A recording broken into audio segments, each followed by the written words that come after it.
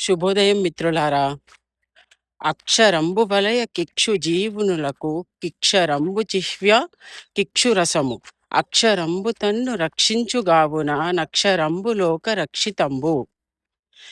ఇదేదో శతకంలోని పోయం అనుకుంటున్నారా? కాదు.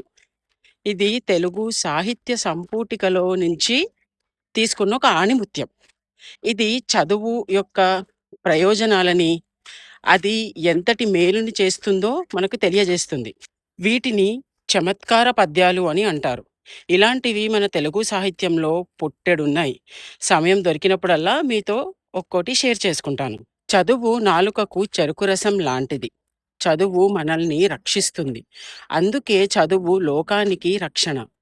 ఈ పద్యం విద్య లేకపోతే జీవన కష్టం, విద్య ఉంటే సుఖంగా జీవించవచ్చు, విద్య మనల్ని అన్ని కష్టాల నుండి కాపాడుతుంది అని సూచిస్తుంది. బావుంది కదా! బాయ్.